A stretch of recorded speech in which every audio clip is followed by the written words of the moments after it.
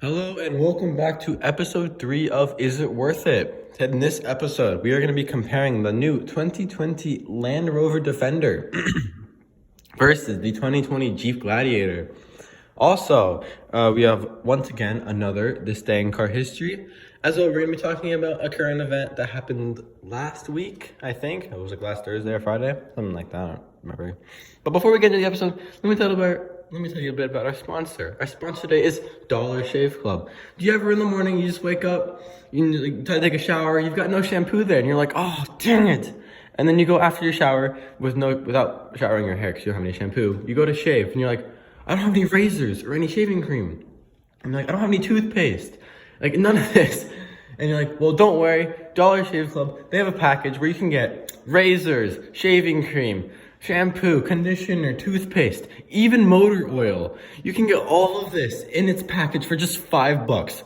Use the promo code Is It Worth It to get 10% off your checkout at www.dollarshaveclub.com/isitworthit, and you will get 10% off your next purchase. So, beginning with the Land Rover Defender. The Land Rover Defender has obviously it's made by Land Rover, so it's British, which is interesting.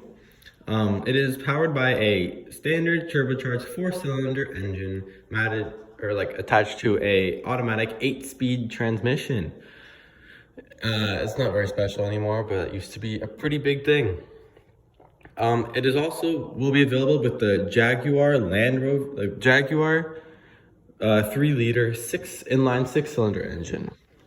The 2020 Defender is offered in both a 2-door and 4-door body styles, which designate 2 different wheelbases and different interior passenger space. Its dashboard sports a 10-inch touchscreen infotainment system, as well as physical knobs and buttons for the climate controls.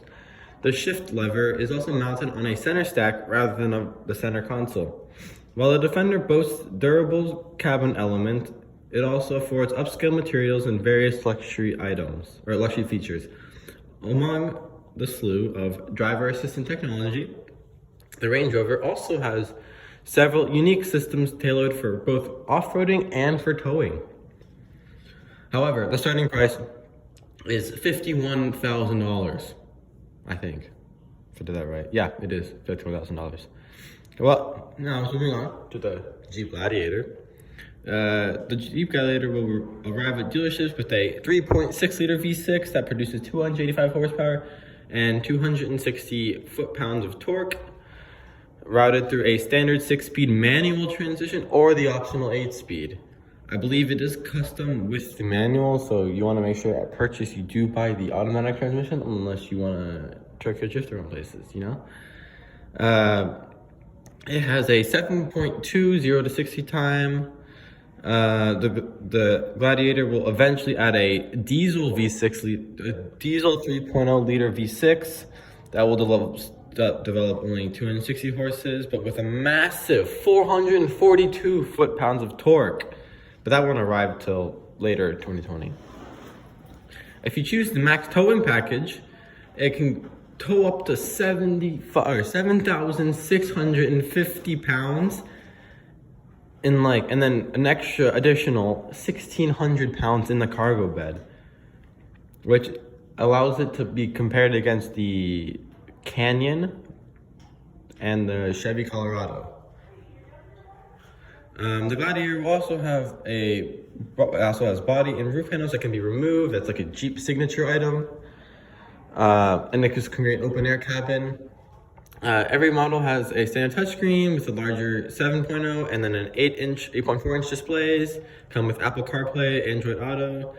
Has USB ports, USB-C ports, just standard technology. And so in terms of pricing, there's 4 different types of the Land Rover, the Jeep Gladiator. That's what we're doing now.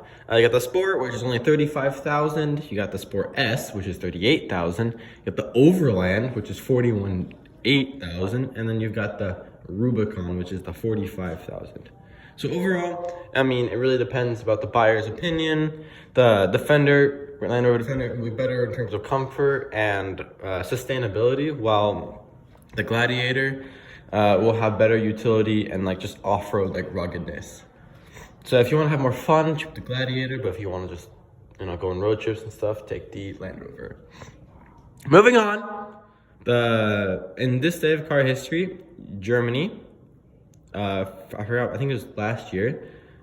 Germany prosecutors fined the company BMW 8.5 million euros, or about $9.6 million, for lax oversight in installing defective engine software that led to excessive diesel emissions in about 8,000 cars. I'm sensing a trend here between all these German car companies, because a few years ago there was the whole deal with Volkswagen and how their CEO got arrested. He went on he was not allowed to be in the US, or else he was gonna go to jail. For some reason, he thought it'd be a good idea. Hey, let's go to vacation to Florida. As soon as he landed in the airport in Florida, he got arrested. And I think for 7 years, I believe. So I think he's probably still in jail today. Okay, current events. Last week, there was the Daytona 500 race. Took place in Daytona Beach, Florida. However, there was a devastational crash. Famous racer Ryan Newman gets pit maneuvered while he was in first place. He crashes into the wall, other racers, flips around a couple times, and then ends up on fire. He was sent to the hospital in critical condition, but he survives with no lingering injuries. So he is okay.